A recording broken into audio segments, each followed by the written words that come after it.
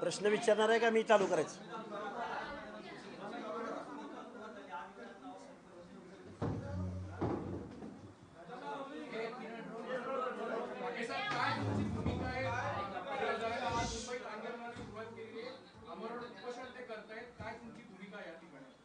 हे बघा, या महाराष्ट्रामध्ये झुंडशाही जोमात आहे आणि लोकशाही कोमात आहे. झुंडशाहीच्या जोरावरती महाराष्ट्रातलं ओबीसी आरक्षण संपवण्याचा घाट घातला जातोय आणि जरांगे नावाच्या काडेपेटीचा ज्वालामुखी केला तो सर्वपक्षीय आमदार खासदारांनी आणि नेत्यांनी. काडेपेटीचा ज्वालामुखी केला आणि महाराष्ट्रामधलं वातावरण दूषित, भडागणी, काय म्हणायचं ते म्हणा, हे जे काम केलंय ते सर्वपक्षीय आमदार, खासदार आणि पक्षनेत्यांनी केलेलं आहे. त्यामुळे जरांगेंना मी दोष देत नाही. महाराष्ट्रामध्ये एकनाथराव शिंदे साहेब आणि देवेंद्र फडणवीस साहेब, शिंदे साहेब मुख्यमंत्री होते तेव्हा आणि देवेंद्र फडणवीस साहेब उपमुख्यमंत्री होते तेव्हा, आणि आत्ता देवेंद्र फडणवीस मुख्यमंत्री आहेत तेव्हा ते कायम सांगतायत की 10% आम्ही एससीबीसीचं मराठा समाजाला आरक्षण दिलेलं आहे. मग एससीबीसीचं 10% आरक्षण दिलेलं असताना जरांगे पाटलाच्या काडेपिटीला ओबीसी मधूनच आरक्षण का पाहिजे? ही बेकायदा मागणी आहे. ओबीसीचं आरक्षण संपवणारी मागणी आहे. ऑलरेडी 58-59 लाख बोगस कुणबींच्या नोंदीद्वारे महाराष्ट्रातलं ओबीसीचं आरक्षण संपलेलं आहे आणि त्याला जबाबदार आहेत ते महाराष्ट्रातले बहुतांश आमदार आणि खासदार आणि वेगवेगळ्या पक्षाचे नेते. पुढचा प्रश्न.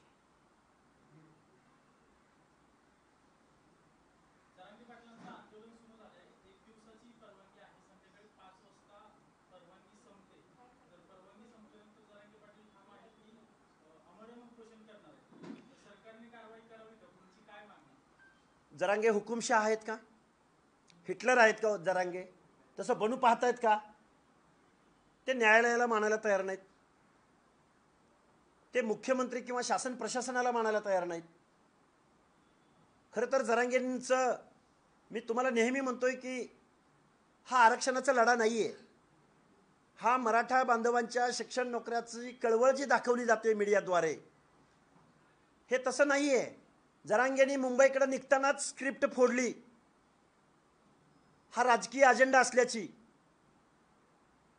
हा राजकीय अजेंडा कसा? तर ते म्हणाले की मी हे सरकार उलथवून लावणार आहे. देवेंद्र फडणवीसांचं सरकार उलथवून लावण्यासाठी आम्ही आजपर्यंत म्हणायचो की विरोधी पक्ष त्यामध्ये सामील असेल, पण आता मी जबाबदारीने सांगतो की सरकार उलथवण्यासाठी जसे विरोधी पक्षाचे आमदार खासदार त्यामध्ये सामील आहेत, तसंच अजितदादा पवारांचे आमदार खासदार त्यामध्ये सामील आहेत. हे मी जबाबदारीने सांगतोय. मी माझ्या पदरचं काही सांगणार नाही, मला पॉलिटिकल बोलायचंही नाही. पण जरांगे नावाच्या या चेहऱ्या आडून या महाराष्ट्रामधले आमदार खासदार सरकार अस्वस्थ करायचा प्रयत्न करतायत, सरकार बदलण्याचा प्रयत्न करतायत. आणि आरक्षण हा विषय नाहीये. माझ्या मराठा बांधवांना, तरुणांना माझी हात जोडून कळकळीची विनंती आहे, जरांगेंची ही जर मागणी मान्य झाली तर महाराष्ट्रातल्या ओबीसीचं आरक्षण संपलेलं असेल. कारण ओबीसीचं आरक्षण शासनकर्त्या जमातीपासून, राज्यकर्त्या जमातीपासून संरक्षण मिळण्यासाठी ओबीसीचं आरक्षण आहे. आणि ज्यांच्यापासून संरक्षण पाहिजे तेच सगळे लांडगे जर या ओबीसीच्या कळपामध्ये घुसले तर या मेंढरांचं काय होईल याची कल्पना इथल्या आमदार, खासदार शरदचंद्रजी पवार, अजितदादा पवार, देवेंद्रजी फडणवीस, एकनाथरावजी शिंदे, काँग्रेसचे नेते, तो नांदेडचा एक खासदार आहे रवींद्र चव्हाण, त्यानं लेटर हेडवरती पाठिंबा दिला जरांगे पाटलांना. जरांगे पाटलांना तुम्ही पाठिंबा देताय, ओबीसीच्या आरक्षणाबद्दल तुमची भूमिका जाहीर करा. म्हणजे ओबीसीचं आरक्षण तुम्हाला संपवायचंय का? तुमच्या स्पर्धेमध्ये इथला ओबीसी टिकेल का? हे सगळे प्रश्न आहेत. बेकायदा मागणी, बेकायदा आंदोलन. मुख्यमंत्री महोदयांना आमची विनंती आहे, कायद्यासमोर सगळे समान. लक्ष्मण हाके गेवराईत गेला कुठल्याही प्रतिबंधाचा अध्यादेश नसताना तर लक्ष्मण हाकेला नोटीस, FIR, आणि जरांगेनं मात्र रेड कार्पेट. खऱ्या अर्थानं गुन्हे दाखल होताना सुद्धा सामाजिक दुजाभाव या महाराष्ट्रात होतोय. तुम्ही म्हणता अजित पवारांचे आमदार खासदार यामध्ये सहभागी आहे. अजित पवार तर सत्तेत आहे, त्यांची स्वतः सत्ता आहे, ते कशाला सत्ता उलटवायला कारणीभूत असतील, ते कशाला प्रयत्न करतील, तुम्हाला काय वाटतं? हाच विजयसिंह पंडितांना प्रश्न विचारावा, हाच प्रश्न रमेश सोळंकींना विचारावा. जे जरांगेनं इथपर्यंत येण्यासाठी गाड्या, फ्युएल, रसद पुरवली ती कुणी पुरवली आणि जाहीररित्या पुरवली. प्रेस घेऊन सांगितलंय होय आम्ही आंदोलनात सहभागी आहोत म्हणून. प्रश्नच आहे ना,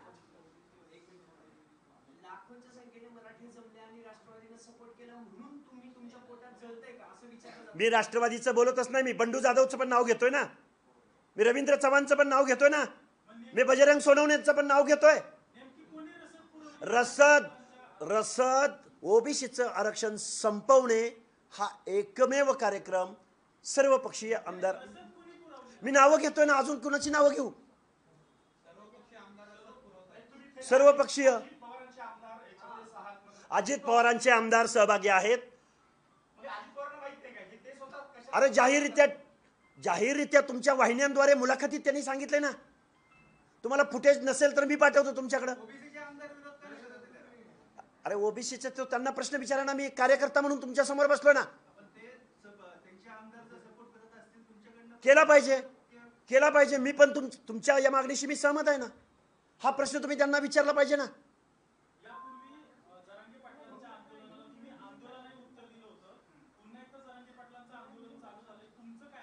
अरे 5-10% लोक जर एखाद्या झुंडीच्या द्वारे जर मुंबईला येत असतील, आम्ही तर 50% आहोत गावगाड्यात. मला याचे हो थांबा 2 मिनिट, आम्ही काय राज्यकर्ती जमात आहोत? आम्हाला आमदार खासदारांचा सपोर्ट आहे. अरे 50% ओबीसी जर एकत्रित झाला काय होईल तुमचं? निश्चित मला या गोष्टीची जाणीव आहे की शोषित, वंचित, भटके विमुक्त जाती जमाती, बलुते आलुते यांच्यामध्ये एकीकरण खूप अवघड आहे. म्हणून तुम्ही त्यांचं आरक्षण संपवायला चाललाय. म्हणजे आम्ही बोलायला लागलो की आमच्या शब्दाला वाईच नाही.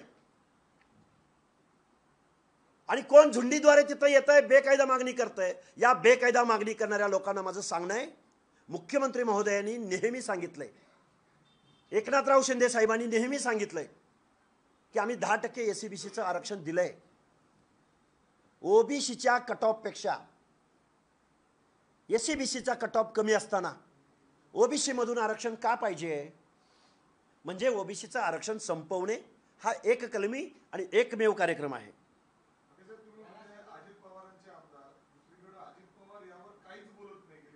मला एक सांगा, ज्या देवेंद्र फडणवीसांच्या मंत्रिमंडळामध्ये डेप्युटी सीएम पदावरती मांडीला मांडी लावून बसणारे अजितदादा पवार, ज्या दिवशी जरांगेकडून मुख्यमंत्र्यांची आईमाई काढली गेली, खरं तर हा प्रश्न अजितदादा पवारांना सहमत आहे तुम्ही याच्याशी? अजितदादा पवार या गोष्टीशी सहमत आहेत? तुम्ही कायद्याचं बोला, तुम्ही संविधानाचं बोला आणि समजा ज्या ज्या लोकांनी पाठिंबा दिलाय जरांगेंना त्या लोकांना माझी विचार नाही की ओबीसीचं आरक्षण संपतंय, ओबीसीच्या आरक्षणाबद्दल तुमची काय भूमिका आहे?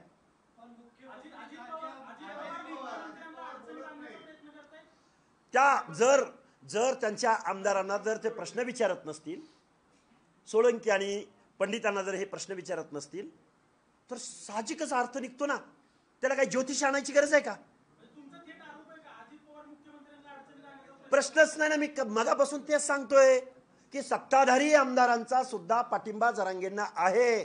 तुम्ही सत्तेवर बसून असं वागू नाही शकत.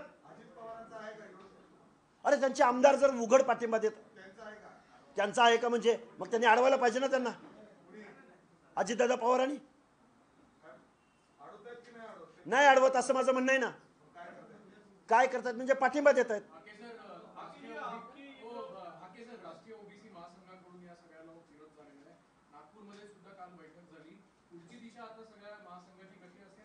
हे बघा, ओबीसीच्या अनेक संघटना आहेत, वेगवेगळ्या प्रादेशिक विभागामध्ये वेगवेगळ्या संघटना आहेत. आता सगळ्या संघटनांनी रस्त्यावर उतरलं पाहिजे. आम्ही उद्या पुण्यामध्ये महाराष्ट्र लेवलची एक बैठक घेत आहोत आणि आमच्या आंदोलनाची दिशा स्पष्ट करत आहोत. आम्ही संघर्ष यात्रा काढू, ओबीसी जोडो अभियान. जर इथल्या सत्ताधाऱ्यांना झुंडीची भाषा कळत असेल जर इथल्या सत्ताधाऱ्यांना आपलं राजकारण अडचणीत येईल, आपला पक्ष अडचणीत येईल म्हणून जर जरांगेसारख्या खुळचट माणसाला जर हे पायगड्या घालत असतील तर आम्हाला सुद्धा लोकशाहीमध्ये शासनकर्त्या लोकांना जी भाषा कळते त्याच्यासाठी आम्हाला सज्ज व्हावं लागेल.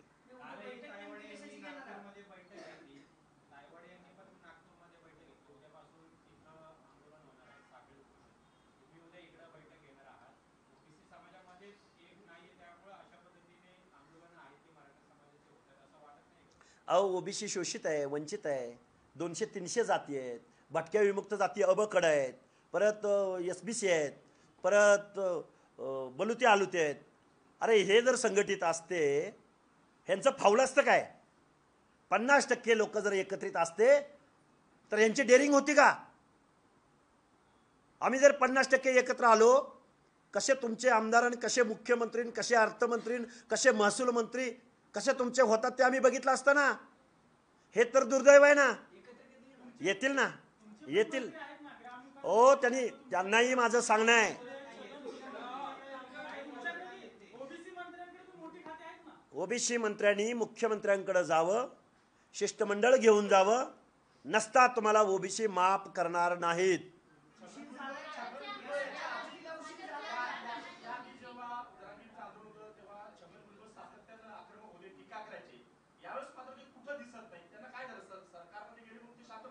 निश्चित बोलतील, योग्य वेळी बोलतील, आशा आहेत आमच्या. आजही मुख्यमंत्री महोदयांनी जी भूमिका घेतलेली आहे, आम्ही कुठल्याही पक्षाचे कार्यकर्ते नाही आहोत तरी पण जबाबदारीने सांगतोय, मुख्यमंत्री महोदय तुमच्या भूमिकेचं आम्ही स्वागत करत आहोत की ओबीसी मधून कुणालाही आरक्षण मिळणार नाही अशा पद्धतीचं सुतोवाच त्यांच्या आजच्या प्रेसमधून त्यांच्या भूमिकेमधून आम्हाला कळलेलं आहे. पण एवढ्यावर थांबून चालणार नाही. 59 बोगस कुणबी सर्टिफिकेट्स महाराष्ट्रामध्ये वाटली गेली असतील तर आज रोजी ओबीसीचं आरक्षण संपलेलं आहे.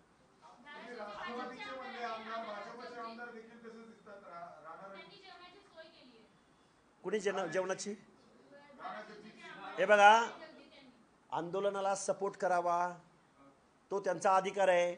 आंदोलन उभं करणाऱ्यांनी आंदोलन उभं करावं, पण मागणी कायदेशीर असावी. मी सर्व पक्षीय बोललो ना मागापासून. आता काय सगळ्या पक्षांची नावं घेऊ का?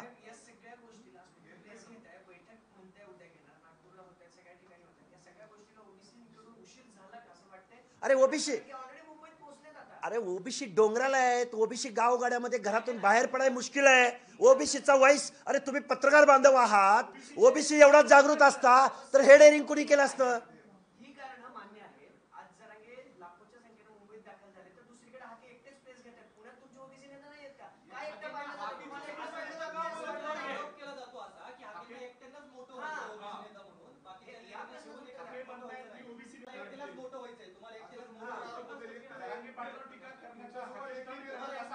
झाले का प्रश्न सगळे विचारून? झाले का प्रश्न? लक्ष्मण हाके या महाराष्ट्राच्या व्यवस्थेमधला अर्ध्याहून जास्त लोकसंख्येच्या प्रश्नावर संविधानिक प्रश्न उपस्थित करतोय. मला पाठिंबा जरी देत नसले तर मी चुकीचा आहे असा कोणता ओबीसी म्हटलाय त्याचं मला फक्त नाव सांगा. असा कुठला ओबीसीचा नेता म्हटलाय की लक्ष्मण हाके पूर्णतः चुकीचं बोलतायत?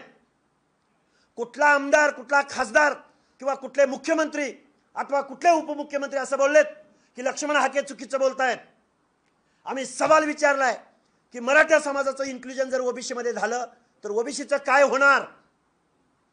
या प्रश्नाचं उत्तर, मी जे प्रश्न मांडतोय निश्चित मी मेंढपाळाचा पोरगा आहे, मी कुठल्या आमदार खासदाराचं पोरगा नाही, सर्वसामान्य आंदोलक आहे. पण मी आवाज उठवत असताना हा आवाज चुकीचा आहे. जर चुकीचं वाटत असेल, कायदा भंग करणारं वाटत असेल, मी शासन विरोधी वागत असेल, संविधान विरोधी वागत असेल तर या शासनाने मला उचलून आतमध्ये टाकायला हवं होतं. यातून एक स्पष्ट होतं की संपूर्ण ओबीसी समाज तुमच्या सोबत आहे की नाही हा प्रश्न निर्माण होतो. येऊ घातले. दुसरी गोष्ट, काही दिवसांपूर्वी माळी समाजाबद्दलचा एक व्हिडिओ तुमच्या सोशल मीडियावर गेला होता. त्यानंतर देखील अनेक ओबीसी समाजातल्याच नेत्यांनी तुमच्या सगळ्या लोकांना माहिती आहे. आत्ता ही जातीत भांडायची वेळ नाही. जे काही कोणी केलं आणि दाखवलं त्या सगळ्या लोकांना माझी कळकळीची विनंती आहे. आज रोजी आमचा महाराष्ट्रातल्या अर्ध्याहून जास्त संख्येचा हा लढा आहे आणि हा लढा लढत असताना जिसका जमीर जिंदा है वो खुद पे खुद चलते आएंगे. तुमच्यासोबत आहे का ओबीसी प्रश्नच नाही. ओबीसी समाज आहे का तुमच्यासोबत? बर माझ्यासोबत नाही असं समजा, लक्ष्मण हाके चुकीचं बोलतायत असं समजा, ओबीसीचं आरक्षण संपवून टाका, देऊन टाका मराठा समाजाला. आणि ते दिलेलं आहे तुम्ही. झुंडीच्या जोरावरती ओबीसीला कोणीच बोलत नाही म्हणून तुम्ही आरक्षण संपवणार आहात.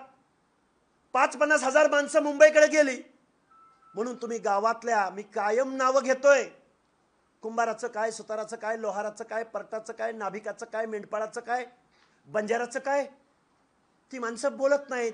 याचा अर्थ त्यांना कळत नाही असं तुम्हाला म्हणायचंय? ते रस्त्यावर उतरत नाहीत याचा अर्थ त्यांचं आरक्षण संपवायचं आहे? संपवा, देऊन टाका मराठ्यांना आरक्षण. आणि पण थांबा 2 मिनिट, 2 मिनिट, मी आत्महत्या करू का? जीव देऊ का? मग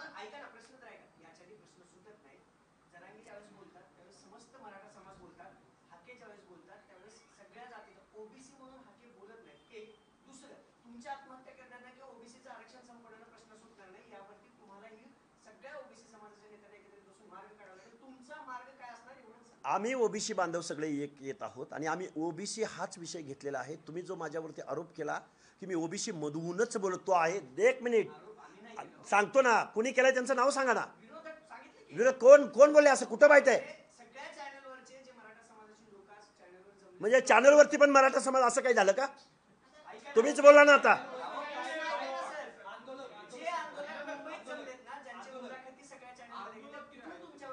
मला एक पत्रकार बांधवांना माझी विनंती आहे, माझ्याबरोबर तुम्ही 1 तास अथवा 2 तास द्या. पुण्यामधल्या आउटस्कटला मी तुम्हाला सगळ्या भटक्या विमुक्तांची पालं दाखवतो, ओबीसी बांधवांचं काय जीवन आहे ते दाखवतो. महाज्योतीला पैसे मिळत नाहीत म्हणून आम्ही गिरगावच्या समुद्रात उड्या मारल्या. उद्या 31 तारखेला विमुक्त दिन आहे. त्या विमुक्त दिना दिवशी महाराष्ट्रातल्या भटक्या विमुक्तांची काय अवस्था आहे हे आम्ही तुम्हाला दाखवतो. आणि ओबीसी एकत्र येत नाही, ओबीसी बोलत नाही, ओबीसी नेते बोलत नाहीत म्हणजे तुम्ही ओबीसीचं आरक्षण संपवणार.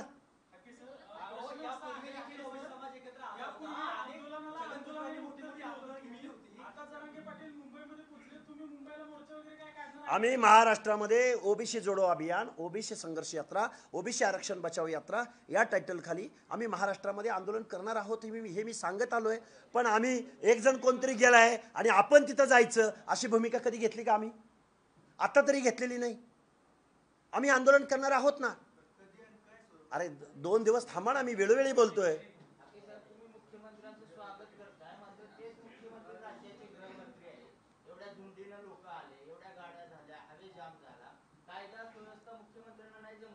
हे बघा, लोकशाहीमध्ये आंदोलन करण्याचा, रॅली काढण्याचा, 1 मिनिट, रॅली काढण्याचा, परत उपोषणाला बसण्याचा अधिकार आहे. पण आताचं जे काही न्यायालयाने जे निर्देश दिलेले आहेत, आता गणपतीचा उत्सव डोळ्यासमोर ठेवून, त्या ग्राउंडची कॅपॅसिटी डोळ्यासमोर ठेवून, मुंबईतल्या रस्त्यांची रहदारी डोळ्यासमोर ठेवून काही निर्देश दिलेले आहेत. लोकशाहीमध्ये आंदोलन करण्याचा अधिकार आहे. याच्या अगोदर लाखोंचा जनसमुदाय, अनेक आंदोलनं महाराष्ट्रात झालेली आहेत ना. त्यामुळे तुम्ही लोकशाही विरोधी मुख्यमंत्रीही वागू शकत नाहीत.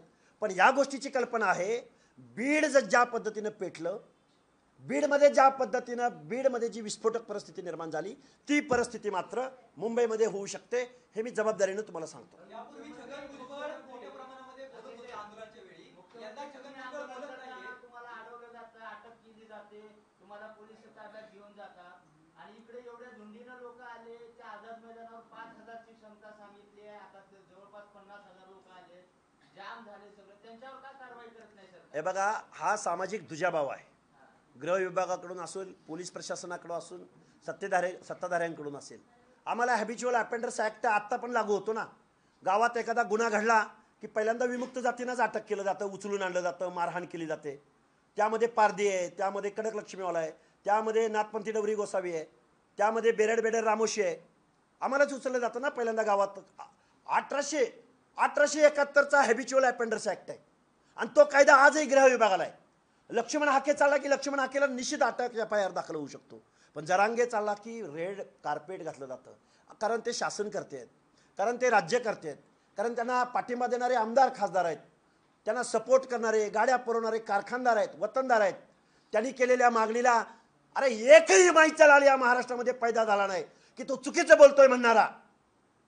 एकही माईचा लाल, एकही आमदार खासदार येऊन पुढे बोलायला तयार नाही की ओबीसीचं हे सोशल डिस्क्रिमिनेशनचं हे रिझर्वेशन आहे.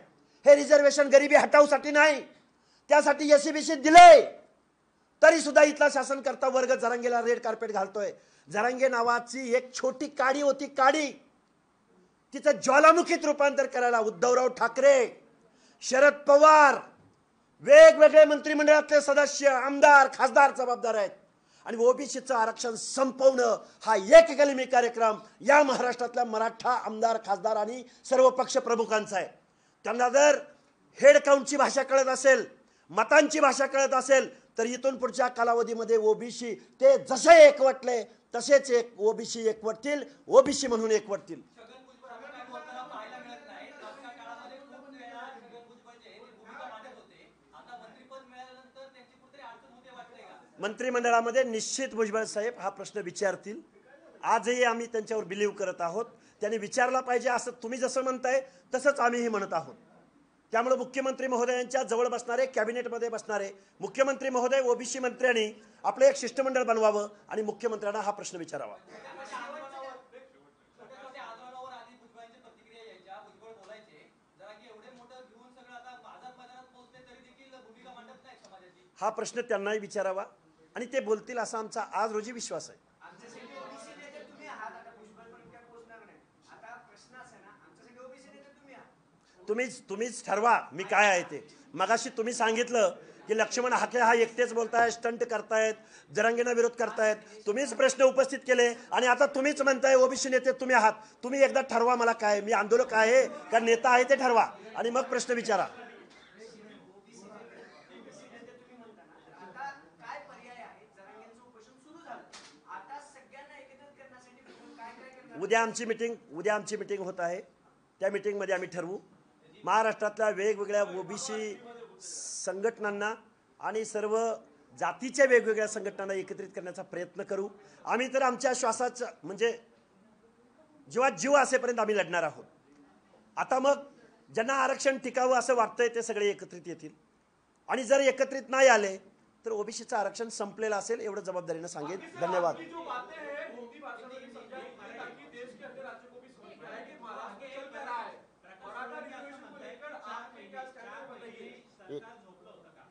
काय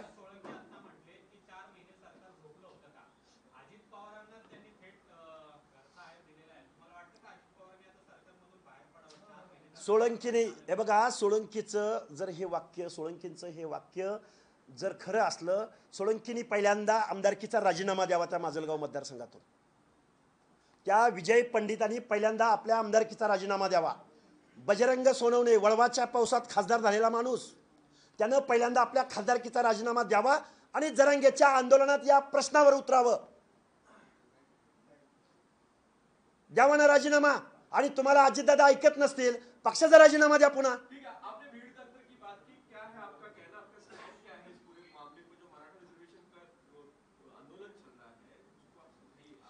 ये महाराष्ट्र में जो ओबीसी कोटा के अंतर्गत जो हमारी मराठा कम्युनिटी मांग कर रही है कि हमें ओबीसी रिजर्वेशन चाहिए, मगर ये संवैधानिक नहीं है.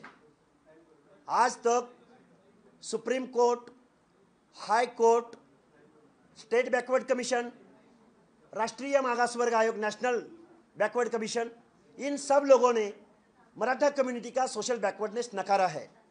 फिर भी आज ये जो मांग हो रही है ये इलीगल है, एज पर कॉन्स्टिट्यूशन नहीं है और ओबीसीओं का जो कोटा है वो खत्म करने वाली है.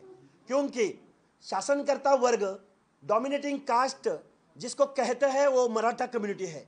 ये डोमिनेटिंग कास्ट है, ये मेरा वर्ड नहीं है, ये सुप्रीम कोर्ट का वर्ड है, ये राष्ट्रीय मागासवर्ग आयोग का वर्ड है. अगर डोमिनेटिंग कास्ट अगर ओबीसी रिजर्वेशन में शामिल होती है तो ओबीसी ये डोमिनेटिंग कास्ट के स्पर्धा में, कंपटीशन में बच नहीं पाएगा. उस दिन ओबीसीओं का रिजर्वेशन खत्म होगा. जिस लोगों से, जिस डोमिनेटिंग कास्ट से हमें प्रोटेक्शन मिलना चाहिए, इसलिए हमें मंडल आयोग की तहत हमें जो ओबीसी रिजर्वेशन मिला है, सोशल जस्टिस मिला है, 1994 में मिला है, ये ओबीसी रिजर्वेशन खत्म हो जाएगा. ये मैं बहुत जिम्मेदारी से, जवाबदारी से आपके सामने रख रहा हूँ. साजिद श्रीधर के जो एमपी है, एमएलए है, ऑल पार्टीज, ये सब लोग उनको सपोर्ट कर रहे हैं. मुंबई मैं महाराष्ट्र में ओबीसी की मूवमेंट खड़ी करूंगा, ओबीसीचं आंदोलन उभं राहील आणि वेळ पडली तर आम्ही मुंबईलाही जाऊ.